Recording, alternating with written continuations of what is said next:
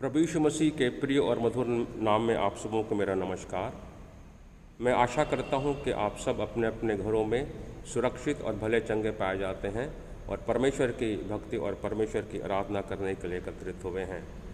आज जो वचन हमने पढ़ा भविष्यवक्ता दानियल की किताब, उसके तीसरे अध्याय के 18 वचन से लेकर के 30 वचन तक, और आज हम ये जो तीन जो जवान थे जिनका नाम शद्रक, मेशक और अबेदनगो था, जो आग में झोंक दिए गए थे, हम इनके जीवन के द्वारा से कुछ बातों को सीखने का प्रयास करेंगे।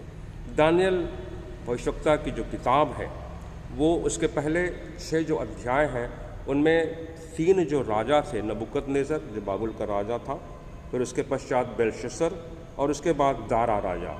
इन तीनों राजाओं के जीवन के कुछ हिस्सों का वर्णन इसके अंदर किया गया है। अगर हम बाइबल को पढ़ते हैं तो बेलशस्सर नबूकदनेस्सर राजा ने इन 4 लोगों को, शद्रक, मेशक, अबेदनगो और दानियल, इन चारों को अपने राज्य में प्रमुख स्थान देने के लिए उनको चुना हुआ था। अगर हम बाइबल को पढ़ते हैं तो हम इस बात को देखते हैं कि दानियल का नाम उसने बदल करके बेलशस्सर रखा, हनन्याह का नाम बदल के शद्रक रखा, मिशाएल का नाम बदल के मेशेक रखा और अजर्या को उसने अबेदनगो कहा। और इन लोगों को अपने राज्य में बहुत ही महत्वपूर्ण स्थान देने के लिए उसने चुन लिया था। हम परमेश्वर के वचन में इस बात को देखते हैं। अगर हम पढ़ेंगे तो 7वें अध्याय से आगे, 7वें अध्याय के पहले पद में ही हम इस बात को पाते हैं कि 7वें अध्याय से लेकर के 12वें अध्याय तक की जो बातें हैं वो दानियल भविष्यवक्ता का दर्शन है और उसमें भविष्य के बारे में बहुत सारी बातें लिखी हुई है। और पूरा जो दानियल की किताब है, दानियल भविष्यवक्ता की जो किताब है, वो एक तरह से एक लंबे समय की रूपरेखा को दर्शाता है, अर्थात आने वाले दिनों में किस प्रकार की बातें हो सकती हैं उन बातों को दिखाता है। अंत के दिनों का वर्णन उसके अंदर है, अंत के दिनों के बारे में भविष्यवाणियाँ हैं। और दानियल शद्रक, मेशक और अबेदनगो के ऊपर किस तरह से सताव आया, उनको किस तरह से सताव झेलना पड़ा और उससे कैसे वो निकले, हम इन सब बातों को इन वचनों के द्वारा देख सकते हैं। यहाँ हम ये भी कह सकते हैं कि जो विश्वास उनका परमेश्वर के ऊपर था, उस विश्वास के कारण से कैसे जो समस्याएं उनके जीवन में आई, उनसे उन पर वो विजय को प्राप्त करते हैं। 3 जवान हैं जिनकी आग से परीक्षा होती है। राजा ने सोने की मूरत बनाई, हम जानते हैं, और उसको एक स्थान पर स्थापित कर दिया और फिर उसके संदर्भ में उसने ये आदेश निकाला कि हर एक लोगों को, उसके देश के जितने लोग थे उन सब के लिए ये आदेश निकाला कि हर एक को गिर करके उस मूर्ति को दंडवत करना होगा, उस मूर्ति को प्रणाम करना होगा, उस मूर्ति की उपासना करनी होगी। और इस तरह से हम कह सकते हैं, या तो झुक करके दंडवत करो या फिर आग के झील में डाल दिए जाओ, बो और बर्न। लेकिन इन्होंने उस मूर्ति के सामने, उस जो राजा ने बना करके रखा हुआ था, उन्होंने उसके सामने अपना सिर झुकाने के लिए मना कर दिया। उन्होंने मना कर दिया और उसके सामने झुकने से इनकार कर दिया। और आगे हम इस बात को भी देखते हैं कि वो झुके नहीं, परंतु उसके साथ ही साथ वो जले भी नहीं। न केवल वो परमेश्वर पर विश्वास करके उस मूर्ति के सामने झुके नहीं, परंतु वे जले भी नहीं, क्योंकि परमेश्वर उनके साथ था। ये तीनों अलग प्रकार के लोग थे। ये राजा के राज्य में और भी जितने लोग थे उन सब की तरह ये लोग नहीं थे। परमेश्वर का वचन हमें इस बात को बताता है कि ये लोग अलग ही प्रकार के लोग थे। और जब हम 12वें पद को पढ़ते हैं तो वहाँ लिखा हुआ है कि देख, शद्रक, मेशक और अबेदनगो नाम कुछ यहूदी पुरुष हैं जिन्हें तूने बाबुल के प्रांत के कार्य के ऊपर नियुक्त किया है। उन पुरुषों ने, हे राजा, तेरी आज्ञा की कुछ चिंता नहीं की, वे तेरे देवता की उपासना नहीं करते, और जो सोने की मूरत तूने खड़ी कराई है उसको दंडवत नहीं करते। राजा की आज्ञा का उन्होंने पालन नहीं किया, उन्होंने राजा की आज्ञा की परवाह नहीं की, क्योंकि उनके लिए परमेश्वर की आज्ञा का पालन करना ज़्यादा महत्वपूर्ण था। हमारा परमेश्वर भी एक अलग परमेश्वर है, वो अलग है, अलग अलग प्रभु है। हम अपने परमेश्वर को दुनिया के दूसरे देवी देवताओं के साथ तुलना नहीं कर सकते हैं। इस पाप में संसार में वो एक धर्मी होकर के आया। यीशु मसीह जब संसार में आया, पूरा संसार पाप में पड़ा हुआ था। हम इस बात को परमेश्वर के वचन में पढ़ते हैं कि जब पूरी दुनिया पाप में जल रही थी, उस समय यीशु मसीह का इस संसार में आना हुआ।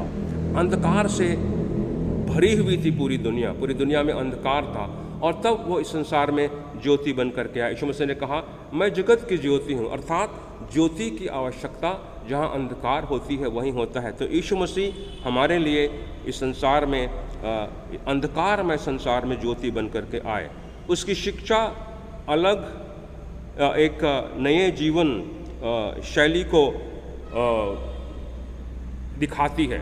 अर्थात जब हम यीशु मसीह की शिक्षाओं को मानते हैं तो हमारे जीवन की शैली भी, अर्थात हमारे जीवन के जीने की शैली अर्थात जीने के तौर तरीके भी बदल जाते हैं। आज हम कोविड-19 के प्रभाव में हैं, पूरी दुनिया में कोरोना वायरस का प्रभाव है और सारी दुनिया उससे डरी हुई भी है। दुनिया में बहुत बुरी तरह से फैलता जा रहा है, लेकिन कोविड-19 ने हमको एक चीज़ सिखाई कि हमको अब एक नए तरीके से अपने जीवन को व्यतीत करना है। और ये जो तरीका क्या है कि अब हमको एक दूसरे के साथ डिस्टेंसिंग रखनी है। हमको एक सोशल डिस्टेंसिंग या फिज़िकल डिस्टेंसिंग रखने की बात की जा रही है। हमको कम से कम एक इंसान से दूसरे इंसान की दूरी 2 गज या 6 फुट की रखने की बात कही जा रही है। इसके साथ ही साथ लोगों को ये भी कहा जा रहा है कि हमको मास्क पहनना है। हम कहीं भी जाएं, अगर मार्केट जाते हैं और भी कहीं जाते हैं तो हम घर के बाहर निकलते हैं तो हमको मास्क पहनने की आवश्यकता है। तीसरी बात, हमको ये भी बार बार कहा जा रहा है कि हम अपने घर से बाहर ना निकलें और अपने घर ही में रहें। घर में रहेंगे तो हम सुरक्षित होंगे। हमें अलग होने की ज़रूरत है।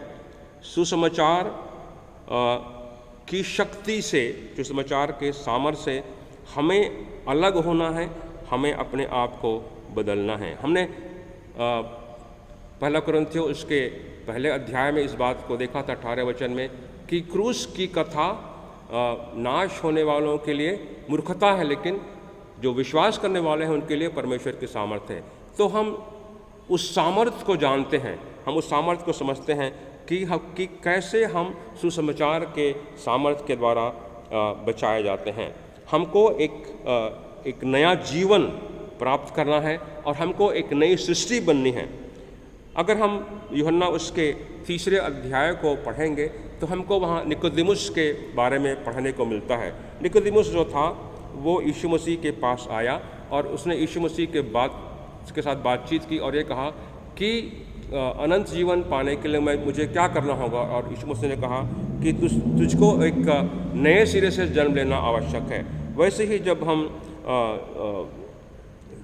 पहला कुरिन्थियों उसके 6वें अध्याय को देखते हैं, वहाँ भी हम इस बात को पाते हैं कि हमको अपने जीवन को बदलना है। और 6वें अध्याय के उसके 9 से 11 वचन को जब हम पढ़ते हैं तो वहाँ पाते हैं कि हम परमेश्वर के कारण से, परमेश्वर के द्वारा से, यीशु मसीह पर विश्वास करने के द्वारा से, यीशु मसीह के क्रूस पर मारे जाने के द्वारा से हमारा जो स्वभाव है, हमारा जो स्वभाव जो पाप का स्वभाव था, उससे हम बदल जाते हैं। पद 11 में वहाँ लिखा हुआ है कि यीशु मसीह के नाम से और हमारे परमेश्वर के आत्मा से धोए गए और पवित्र हुए और धर्मी ठहराए गए। उसी तरह से दूसरा कुरिन्थियों उसके 5वें अध्याय के 17 पद में लिखा हुआ है कि अब जो मसीह में है वो नई सृष्टि है, अर्थात हमको नई सृष्टि बनना है। अगर हम पौलुस के जीवन को भी देखेंगे तो हम इस बात को पाएंगे। फिलिप्पियों उसके 3 अध्याय के 7वें वचन से 10वें वचन तक उसमें पौलुस जो है अपनी गवाही रखता है कि कैसे उसका जीवन बदला और वो प्रभु यीशु मसीह के लिए अब कुछ भी करने को तैयार है। दूसरी बात, ये साहसी लोग थे, इनमें साहस था। पहली बात हमने देखा कि ये तीनों अलग किस्म के लोग थे, और दूसरी बात हम देखते हैं कि ये साहसी थे। अगर हम इस अध्याय के 15वें और 16वें वचन को पढ़ें, वहाँ लिखा हुआ है कि यदि तुम अभी तैयार हो कि जब नरसिंगे, बांसुरी, वीणा, सारंगी, सितार, शहनाई आदि सब प्रकार के बाजों का शब्द सुनो और उसी क्षण गिरकर मेरी बनवाई हुई मूरत को दंडवत करो तो बचोगे, और यदि तुम दंडवत ना करो तो इसी घड़ी धधकते हुए भट्टे के बीच में डाले जाओगे। फिर ऐसा कौन देवता है जो तुमको मेरे हाथ से छुड़ा सके। ये राजा ने उनके सामने ये बात कही कि तुमको उस मूरत को दंडवत करना पड़ेगा, अदरवाइज या फिर तुम्हारा जीवन जो है वो नष्ट हो जाएगा। और हम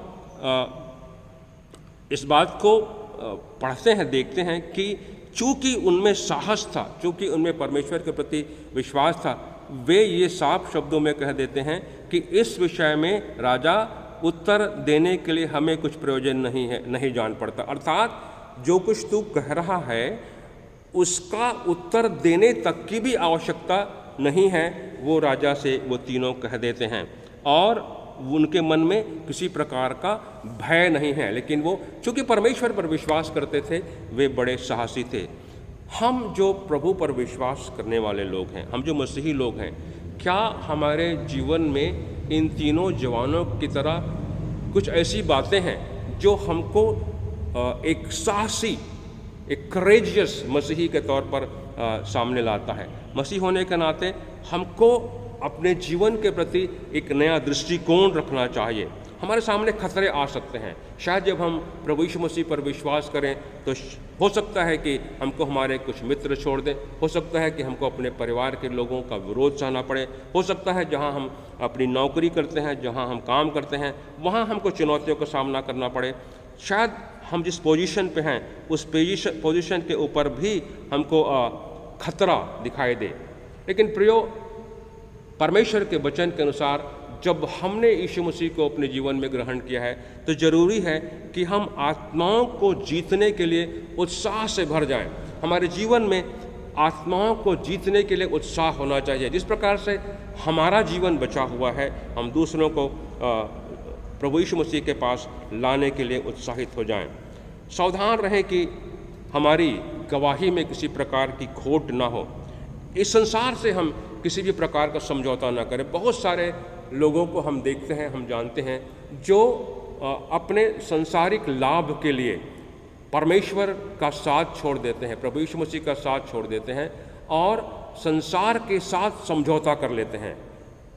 इसीलिए आज हम देखते हैं कि पूरी दुनिया में करप्शन जो है बढ़ता चला जा रहा है, बुराइयां बढ़ती चली जा रही हैं, और हम परमेश्वर पर विश्वास करने के बजाय हम दुनिया के साथ समझौता करते चले जाते हैं। विश्वास के साथ हमको चलना है, साहस के साथ हमको चलना है। तीसरी बात जो इनके जीवन में हम देखते हैं कि वो परमेश्वर के प्रति समर्पित थे। उनके जीवन में परमेश्वर के प्रति समर्पण था। 17 और 18 पद में लिखा हुआ है, हमारा परमेश्वर जिसकी हम उपासना करते हैं वह हमको उस धधकते हुए भट्टे की आग से बचाने की शक्ति रखता है, वरन हे राजा, वो हमें तेरे हाथ से भी छुड़ा सकता है। परंतु यदि नहीं तो हे राजा, तुझे मालूम हो कि हम लोग तेरे देवता की उपासना नहीं करेंगे और न तेरी खड़ी कराई हुई सोने की मूरत को दंडवत करेंगे। इनके अंदर परमेश्वर के लिए समर्पण था, परमेश्वर के ऊपर उनका भरोसा था। हम देखते हैं वो इस बात को कह रहे हैं कि परमेश्वर हमारा ऐसा ईश्वर है जो हमको इस आग के भट्ठे से, इस धधकते हुए आग से हमको बचा सकता है। परमेश्वर ऐसी शक्ति रखता है कि वो हमको बचाएगा। उनका विश्वास परमेश्वर के ऊपर था कि अगर हम परमेश्वर के बताए हुए मार्ग पर चलते हैं, अपना भरोसा परमेश्वर पर रखते हैं, परमेश्वर की इच्छाओं को अपने जीवन में पूरी करते हैं, तो परमेश्वर में सामर्थ है, परमेश्वर में शक्ति है और परमेश्वर अपने उस सामर्थ से उनको बचा सकता है। और आगे वो कहते हैं यदि नहीं तो भी यदि नहीं, अगर परमेश्वर में नहीं बचाए, ऐसा नहीं कि परमेश्वर नहीं बचाएगा, फिर भी वो कहते हैं राजा, यदि अगर ऐसा भी हो कि वो हमें नहीं बचाए, तो भी तेरी खड़ी की हुई इस मूरत की को हम दंडवत नहीं करेंगे। हम अर्थात अपने परमेश्वर के विरुद्ध में कभी नहीं जाएंगे। हम परमेश्वर के प्रति समर्पित हैं और हम उस समर्पण को अपने जीवन भर बनाए रखेंगे। परमेश्वर हमें बचाए या ना भी बचाए तो भी हम उस मूरत को दंडवत नहीं करेंगे। शायद आप परमेश्वर से नाराज हों, आपके जीवन में जो चीज़ें आप चाहते थे वो शायद ना हो भी हो, किसी कारण से शायद आपका परिवार टूट गया है, किसी कारण से आपका कोई प्रिय जिसको आप बहुत प्रिय समझते हैं, आपका बहुत करीबी है, वो संसार में नहीं है, या किसी व्यक्ति के लिए आप लगातार, अपने ही परिवार के किसी व्यक्ति के लिए आप लगातार प्रार्थना कर रहे हैं कि उसको चंगाई मिले, लेकिन उसे चंगाई नहीं मिलती है। आपको अच्छा काम नहीं मिला, आप बच्चे हैं, पढ़े लिखे हैं और आपको अच्छे काम की आवश्यकता है, लेकिन अच्छा काम नहीं मिला। आपके बच्चे अभी भी प्रभु को ग्रहण नहीं कर पाए हैं, उन्होंने यीशु मसीह को अपने जीवन में स्वीकार नहीं किया है, तो भी इन सारे स्थितियों को, या इससे और भी अलग किस्म की स्थितियां हो सकती हैं जो शायद आपको परमेश्वर के प्रति आपके मन में नाराजगी पैदा कर सकती है, लेकिन उसके बावजूद भी ये तीनों ये कहते हैं कि अगर ऐसा ना हो, यदि परमेश्वर उन्हें ना भी बचाए तो भी वे उस मूरत को दंडवत नहीं करेंगे। प्यारे भाइयों और बहनों, हमारे लिए ये तीनों एक आदर्श हैं कि किस प्रकार से उन्होंने अपने जीवन को परमेश्वर के लिए समर्पित कर दिया है। हमारे जीवन का पूर्ण समर्पण होना चाहिए, आंशिक समर्पण नहीं होना चाहिए। आंशिक समर्पण तो समर्पण है ही नहीं। अगर हम समर्पण की बात करते हैं तो वो समर्पण पूरी तरह से होनी चाहिए, पूर्ण समर्पण होना चाहिए, फुल डेडिकेशन, कंप्लीट डेडिकेशन। पूरे समर्पण के साथ हम परमेश्वर की भक्ति और परमेश्वर की उपासना और परमेश्वर के पीछे चलने वाले बने।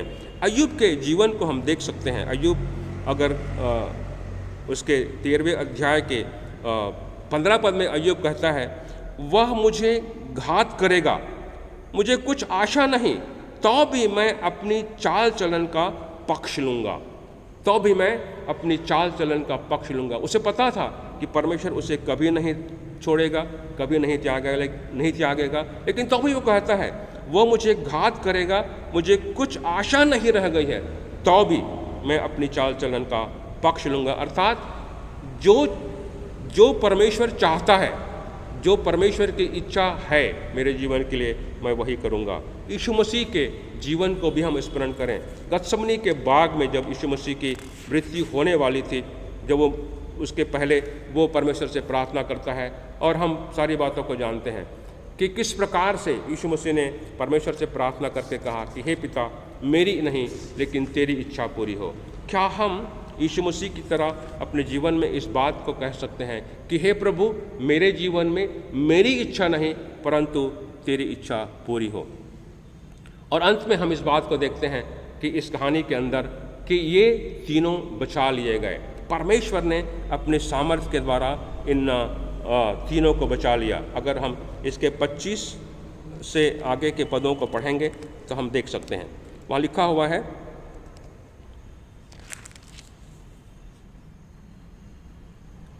फिर उसने कहा, अब मैं देखता हूँ कि 4 पुरुष आग के बीच खुले हुए टहल रहे हैं और उनको कुछ भी हानि नहीं पहुँची, और चौथे पुरुष का स्वरूप ईश्वर के पुत्र के सदृश है।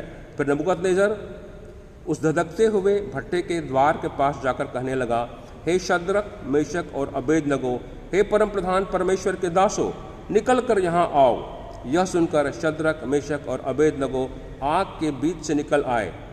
जब अधिपति, हाकिम, गवर्नर और राजा के मंत्रियों ने जो इकट्ठे हुए थे उन पुरुषों की ओर देखा, तब उनकी देह में आग का कुछ भी प्रभाव नहीं पाया, और उनके सिर का एक बाल भी न झुलसा, न उनके मोजे कुछ बिगड़े, न उनमें जलने का कुछ गंध पाई गई। ये परमेश्वर जो है, जब हम उसके पीछे चलते हैं तो हमारे जीवन में ऐसे ही काम करता है। वहाँ लिखा हुआ है कि कैसे एक ज़बरदस्त तरीके से परमेश्वर ने उनको छुड़ाया। परमेश्वर जो है जब हमसे प्रतिज्ञा करता है तो उन प्रतिज्ञाओं को हमारे लिए पूरी करता है। वहाँ उसने 3 लोगों को डाला था, शद्रक, मेशक और अबेदनगो आग के भट्ठे में डाले गए थे। लेकिन अचानक हम देखते हैं कि राजा ने देखा कि वहाँ एक चौथा पुरुष भी है, एक चौथा व्यक्ति भी वहाँ है, अर्थात परमेश्वर प्रभु यीशु मसीह वहाँ उनके बीच में उनको बचाने के लिए उपस्थित था। और जब हम आगे के पदों को पढ़ते हैं तो जिन रस्सियों से बांध करके उनको फेंक दिया गया था आग के भट्ठे में, सिर्फ वो रस्सियाँ जली। ये बड़े आश्चर्यजनक बात है, ये एक आश्चर्यकर्म ही है कि जिन रस्सियों से ये तीनों बांधे गए थे वो रस्सियाँ जल गई और उनके जो हाथ पैर बंधे थे वो खुल गए। लेकिन हम आगे देखते हैं कि ना तो उनके बाल जले, ना उनके मोजे जले और ना ही उनके शरीर से किसी भी प्रकार के जलने की बास आ रही थी। परमेश्वर ऐसा सामर्थी परमेश्वर है। परमेश्वर ने उन तीनों को बचा लिया। क्यों हुआ ऐसा? क्यों परमेश्वर ने उनको बचाया?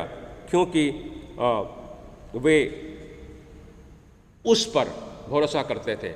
ना केवल वो आग में डाल दिए गए थे, लेकिन हम ये कह सकते हैं उनके जीवन में भी, उनके हृदय में भी एक आग दधक रही थी परमेश्वर के प्रति, परमेश्वर के प्रेम के प्रति, परमेश्वर के प्रति आज्ञाओं को, परमेश्वर की आज्ञाओं को मानने के लिए उनके जीवन में एक तरह से आग दधक रही थी। और उन्होंने राजा के आदेश से बढ़ करके परमेश्वर की इच्छा को, परमेश्वर की आज्ञा को पालन करना उन्होंने ज़्यादा महत्वपूर्ण समझा। प्यारे भाइयों और बहनों, क्या हम भी अपने जीवनों में संसार की बातों को छोड़ करके, संसार के आकर्षण को छोड़ करके अपने प्रभु यीशु मसीह पर विश्वास करके उसके पीछे चलने को तैयार हैं? हमारे सामने बहुत सारी कठिनाइयाँ आएंगी, जीवन में कठिनाइयाँ आती भी हैं, लेकिन उन सब में हमें परमेश्वर को बहुत ही पहला स्थान, महत्वपूर्ण स्थान देने की आवश्यकता है। क्या हम तैयार हैं? और अगर हम तैयार हैं तो निश्चित जानिए जिस प्रकार से ये तीनों जवान शद्रक, मेशक और अबेदनगो आग के झील से बचा लिए गए, वैसे ही हम भी इस संसार में रहते हुए कितनी भी तकलीफ़ें, कितनी ही परेशानियाँ, कितनी भी कठिनाइयाँ हमारे जीवन में आएंगी, उन सब से हमारा परमेश्वर हमें छुड़ाएगा, हमें बचाएगा। आइए हम प्रार्थना करें। पवित्र सेनाओं का यहोवा पिता परमेश्वर, हम तेरे चरणों पर आते हैं, तेरे नाम का धन्यवाद करते हैं, तेरी बड़ाई करते हैं पिता परमेश्वर के कि तू सामर्थी ईश्वर है। धन्यवाद करते हैं परमेश्वर पिता तेरे वचन के लिए, और धन्यवाद करते हैं शद्रक, मेशक और अबेदनगो, इन तीनों जवानों के लिए जिनका विश्वास तुझ पर था, वो तेरे प्रति समर्पित थे पिता परमेश्वर, और इसीलिए तूने उन्हें बचाया। हमें हर एक की सहायता कर कि हम भी अपने जीवन को तेरे हाथों में समर्पित करके चलने वाले बन सकें, और पिता परमेश्वर तेरी इच्छाओं को पूरी करने वाले बन सकें। यीशु मसीह के नाम से इस प्रार्थना को मांगते हैं, सुन और ग्रहण कर। आमीन।